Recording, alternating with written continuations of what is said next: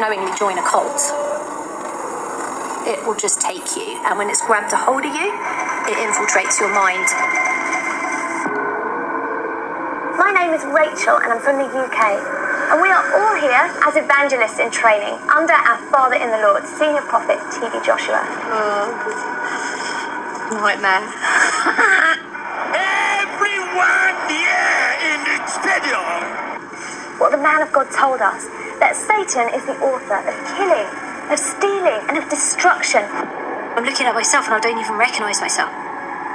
I can't watch stuff. I just find it very disturbing. I just went down this rabbit hole of one horror to another horror. Everyone here in the stadium.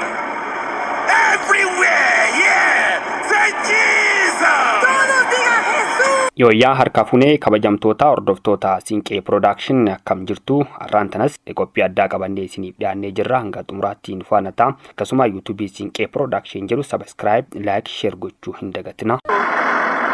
I turn them into monsters.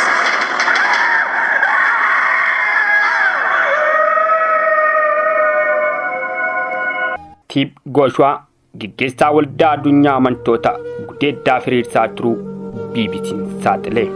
Lallabaan waangeela beekamaa Naayijeeriyaa Tiip Goshwaan yakkaawwan gudeeddii fi namoota gidirsuu keessatti bara dheeraa hirmaachaa turuu BBC'n saaxilee. Barsiisaa amantii Naayijeeriyaa darbee addunyaa irratti baay'ee beekamaa kan ta'e Tiip Goshwaan waggoota dheeraatiif dhoksaa yakkaawwan gudeeddiif saalqunnamtii waliin wal qabatan hedduu raawwachaa turuu qorannoo BBC'n ardiiwwan 3 waliin ga'e saaxileera.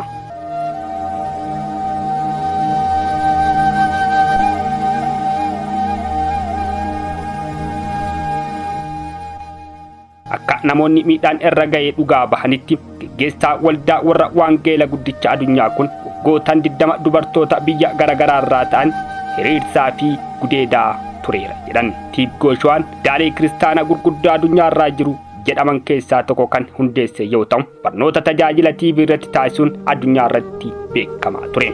Maqaan waldaa kiristaana isaa Naayijeeriyaa magaalaa Lagos keessatti argamu kun Synagogue Church of All Nations jedhama. Miseensa duraanii waldaa kiristaana 10 ol ta'an isaan keessaa 5 isaanii British kan ta'an Tiip Goshwaan akka isaan gudeedee fi ulfa ofirraa baasan dirqisiifamuu himatani. Himannaa yakka gudeeddiif gidirsuu mooraa waldaa Lagos keessa dhagahamuu kun waggoottan 20 kan turedha.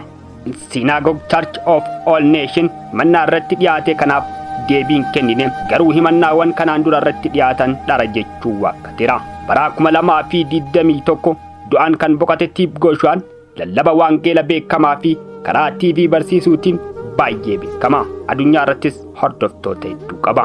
Wantoota qorannoon BBC waggoota 2 darban gaggeesse saaxilan keessaa namoonni baay'een ijaan argan Goshwaan daa'imman hiriirsuun namoota reebuu fi cancalaan hidhuu dabalatee miidhaa qaamarraa geessisaa yookiin gidirsaa ture jedhu. Dubartoonni baay'een Tiip Goshwaan miidhaa saalaa isaan irraa ga'aa ture himatan waggootaaf mooricha keessatti irra deddeebiin gudeedamaa turre jedhu. Gudeeddii Tiip Goshwaa isaan irratti raawwatu hordofes ulfa dirqamaan akka ofirraa baasan taasifamu himannaawwan jedhanis hedduutu dhiyaatu.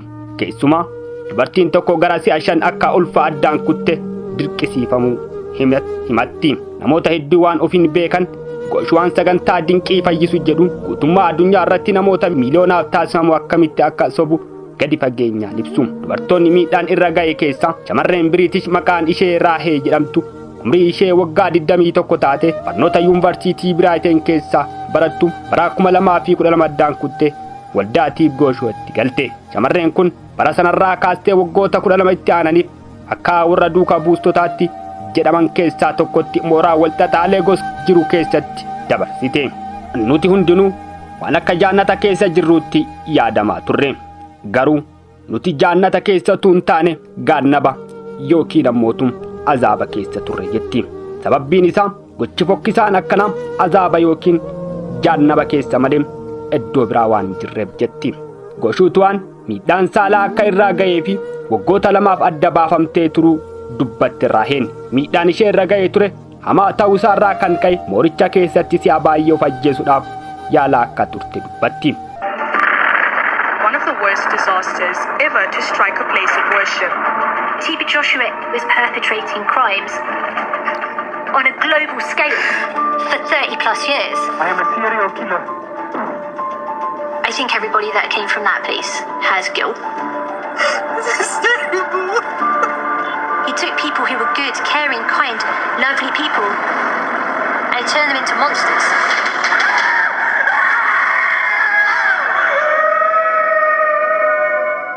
Synagogue Church of All Nations addunyaa irratti hordoftoota hedduu Kiristaan TV kan Imaanu'eel TV jedhamu niitoorkiiwwan miidiyaa hawaasaa biliyoona daawwatan qaba. Baroota 1990moota keessaa fi jalqaba bara 2000 irraa namoonni kuma hedduun laakkaman Awurooppaa, Ameerikaa, Eeshiyaa, Kibba Afrikaa irraa imala amantaa gara waldaa kiristaanaa Naayijeeriyaa jiru kanatti taasisuudhaan dinqii fayyisuu JOSHWAA kana ragaa bahaa turani. Yoo xiqqaate namoota daawwannaaf achi deeman keessaa 150 kan ta'an waliin akka duuka buutota isaanii waliin jiraataniiru. Duuka buutota duraanii 25 ol ta'an BBCtti dubbatan UK, Naayijeeriyaa, US, Afrikaa Kibbaa, Gaanaa, Naambiyaa, Jaarmaan irraa ta'an muuxannoo dhiyoo kan bara 2019 dabalatee waan waldaa kiristaanaa keessatti isaa mudate ragaa cimaadhaan deeggaruun ibsu.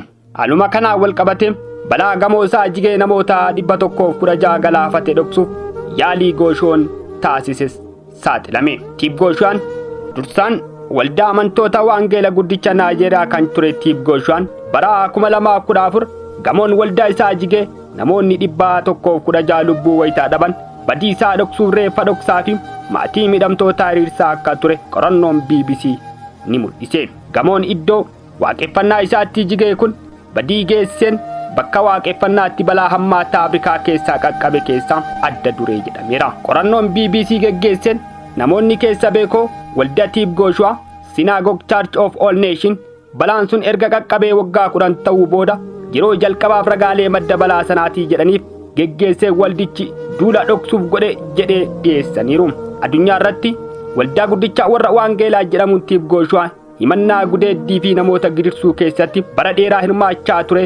Qorannoon BBC irratti saaxilamuun wal qabatee dhimmi balaa jiguu gamoo fi dhoksaa isaa duuba jiru kan ifa ba'e. Balaan kun qaqqabee guyyaa lamaan booda fulbaana 12 bara 2014 TB JOSHWAA'n sababbiin balaa kana xiyyaarri gamoo namoonni kadhannaaf dhufan keessaa qubatanitti dhiyaatee balaluu akka ta'e ifatti dubbate. Qorannoon Lagos keessatti godhame garuu bu'aa qorannoo hojjettoota yeroo balaa wal fakkaatu ifa godhee ture. Innis balaan kun sababa ijaarsa gamoo rakkoo qabaateef mudate kan jedhudha. Itti dabaluunis karoora gamoo isaanii irratti hayyama osoo hin argatin hojjetames jedhamee ture. Warri ijaan argan BBC yaada kennaniin TB JOSHWAA wixinee ijaarsa gamoo sanii rakkoo akka qabu ijaarsi eegaluun dura akeekkachiifame akka ture himan. Itti dabaluunis dubbiin xiyyaaratu gadi itti siqee balalee jedhu kijiba jedhan. Gamoon sun tasgabbaa akka hin taane ni beeka ture jechuun namni itti dhiyeenyatti beeku Imaanu'eel namni jedhamu seenaa kana hime. Akkuma hordoftoota TB JOSHWAA kanneen biroo BBC'n dubbise Imaanu'eel maqaa isaa jalqaba qofa gochuu barbaade. Balaan sun qaqqabuu sa'aatiiwwan dura paastarichi gabaasa gamoon sun raafamaa jira yookiin ammoo tuusotta'aa jira jedhu argachuu hime.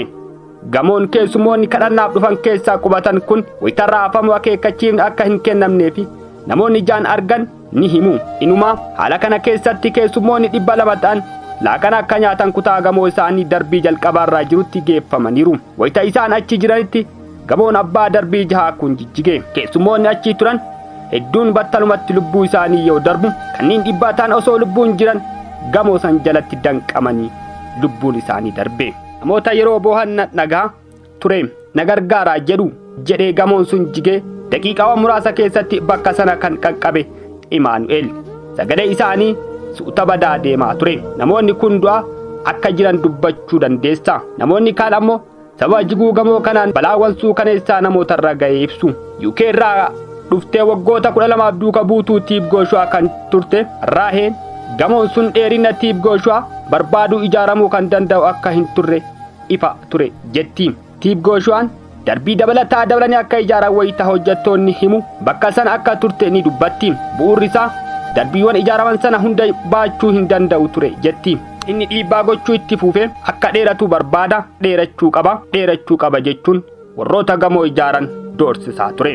JOSHWAA'n gaggeessaa waldaa guddaa addunyaa amantoota gudeeddaa fi hiriirsaa turuu BBC'n irra deebi'ee ammas saaxile. One of the worst disasters ever to strike a place of worship. TB Joshua was perpetrating crimes on a global scale for 30 plus years. I am a serial killer. I think everybody that came from that place has guilt. This is terrible. He took people who were good, caring, kind, lovely people and turned them into monsters.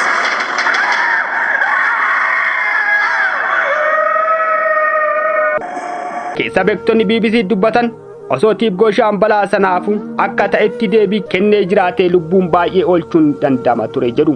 Sana gochuu caalaa paastarichi hojjettoota yeroo balaan bakka balaan qaqqabeetti akka ol hin deemne yoo xiqqaate sa'a 24 isaan barfachiiseera jedhu. Himannaan kun gabaasa gaazexeessitoonni biyyoota tibbaa balaasanii baasaniin wal sima. Amma hojjettoonni waldichaa ofumaan namoota jijjigaa gamoo kana jala baraaruuf yaalaa turani. Namoota ijaan argan akka himanitti meeshaalee ijaarsaa fayyadamuun ogummaa gahaa malee hojii kana hojjechaa turani. Hojjetaan waldittii tokko maashina mukaa muruun miila namaa sibiilli itti jige danqame mureera jedhuun himanna. Hojjetaa waldichaa tokko maashina mukaa muruun miilli namaa sibiilli itti jige danqame irraa kaasuuf akka hirmaachaa turte dubbatti. Imaanu'eel namni miilli irraa kutame sun iyyaa ture jedha. Amma lubbuun oolee jiraachuu isaa hin beeku. Dhugaa ba'umsi namoota ijaan argan waldichatti icciitiin godhamee akka qabamuuf kakaksiifamaa kan ture fi dura miidiyaatti ba'ee hin beeku. Maddeen BBC'n dubbise sadii JOSHWAA'n galgala balaan sun qaqqabe hojjettoonni waldasaa reeffa namoota du'anii jijjigaa gamoo balaa san jalaa baasanii ija miidiyaalee fi aangaa'ota jalaa akka dhoksan ajaja himaniiru.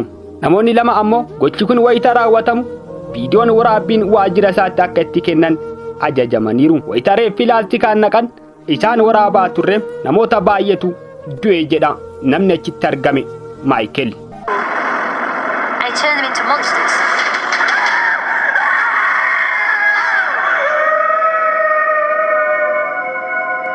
Duukaa buutonni JOSHWAA duraan kan UK irraa dhuftee kilaawi balaan sun qaqqabee osoo hin turin bakka gamoo sanaa turtee booda baasii keessa yeroo galtu fooliin badaan itti dhufu himte.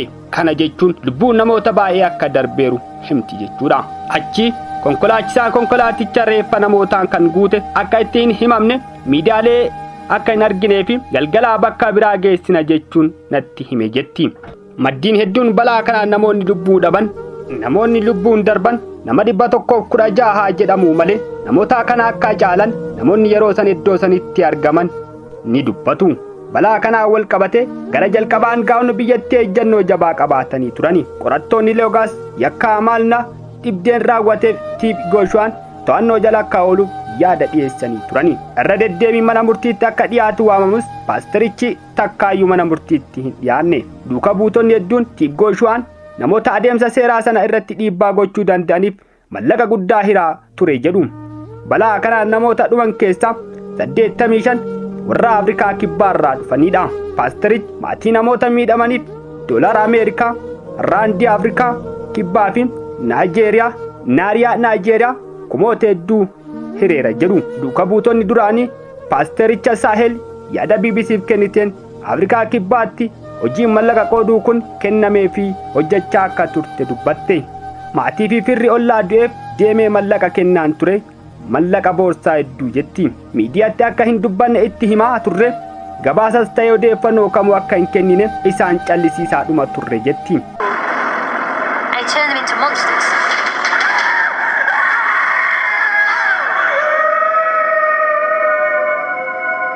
Namoota balaa kanaan du'an keessaa tokko Afrikaa kibbaatti maatiin 3 balaa kanaan nama jaalatan dhaban bakka buutota waldaa paastarichaa dhufaniin mallaqa akka fudhatan yaalamu miidiyaaleettis akka hin dubbanneef gorfamuu BBC qulqulleeffateera.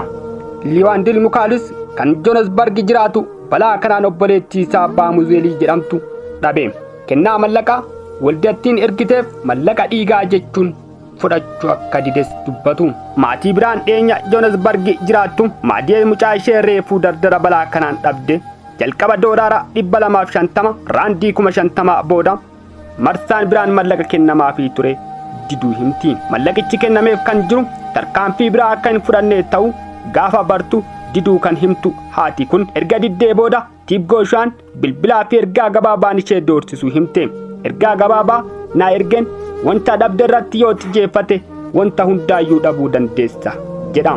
Maatiin biraan dhiyeenya Joohanesbargii jiraattus maddee mucaa ishee reefuu dardara balaa kanaan dhabde jalqaba doolaara 250 raandii 50,000 booda marsaa biraan mallaqa kennamaafii ture diduu himte. I turn them into monsters.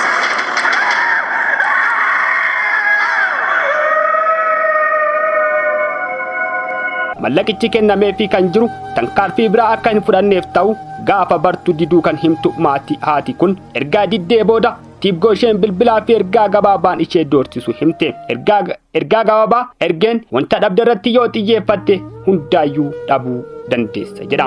Amma maatiin koo hunduu akkuma mucaa kootti dhabamuu akka danda'u natti dhaadata jette.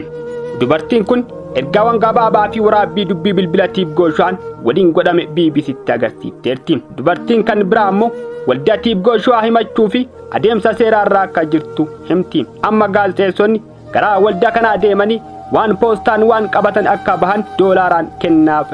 Dubartiin kan biraa ammoo waldaa Jooshuwaa himachuu fi adeemsa seeraarraa akka jirtu himti. Amma gaazexeessonni gara waldaa kana deemanii waan poostaan waa qabatanii akka bahan doolaara kennameef jechuun himti. Duugaa buutonni paastarichaa duraanii kilaawwan gaazexeessonni hedduu fi mallaqa kennamuu mirkaneessiteetti. Gaazexeessonni lama BBCtti dubbatanis mirkaneessaniiru. Gaazexaan Naayijeeriyaa Niikoolaas Ibikaawee fulbaanaa 2014 Jooshuwaa mallaqa hedduu gaazexeessotaaf erga dhiyeessee booda amma waa'ee maalii barreessitu jedhee yoo gaafatu sagalee waraabame boodas mallaqichis dideera. Imaanu'eel Maayikil waggoota 20f waldaa Jooshuwaa keessaa hojjeta. Mallaqa hedduu waraqaan maranii konkolaataa abbootii hangaa'oo fi manneen murtii keessaa akka kahan ajaja dhugaa bahaniiru.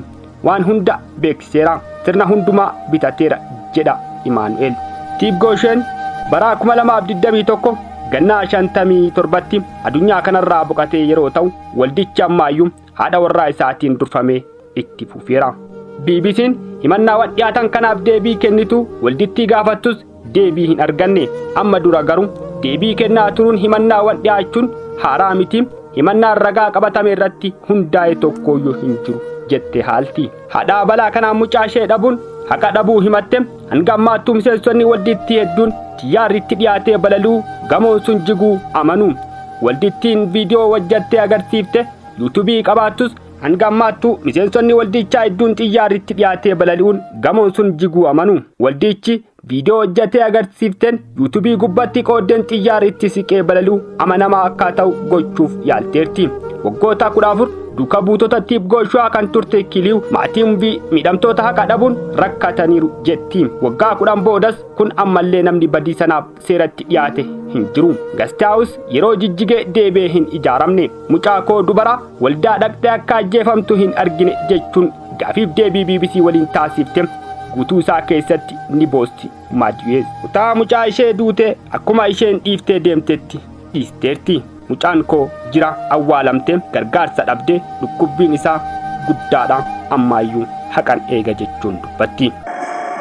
I just went like down this rabbit hole of like one horror to another horror. Everyone here in the stadium.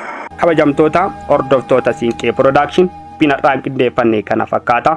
Hanga sagantaa biraatti walitti deebinutti YouTube Siinqee Production jedhu subscribe, like, share gochuun dagatina. Horaa bulaa. Nobody would knowingly join a cult. It will just take you, and when it's grabbed a hold of you, it infiltrates your mind. My name is Rachel and I'm from the UK. And we are all here as evangelists in training under our Father in the Lord, Senior Prophet TD Joshua. Nightmare. What the man of God told us, that Satan is the author of killing, of stealing and of destruction. I'm looking at myself and I don't even recognise myself. I can't watch stuff. I just find it like very disturbing. I just went like down this rabbit hole of like one horror to another horror.